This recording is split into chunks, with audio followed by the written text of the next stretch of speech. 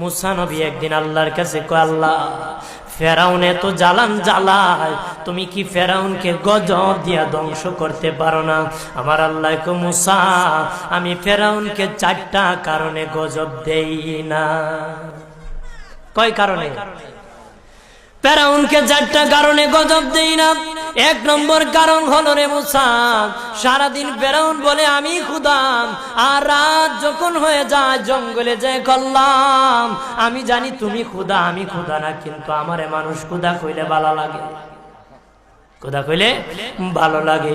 প্রভু তাই তুমি বিরক্ত হইয়া আমার উপর গজব দিও না। আল্লাহ বলে, মুসা রে, ওই ফেরাউনের রাত্রির দুয়ার কারণে আমি আল্লাহ তার উপর গজব দেই না। 2 নম্বর কারণ হলো, আরে মুসা তোমার মুখে দাড়ি, ফেরাউনের মুখে দাড়ি, তোমার পরনে জুব্বা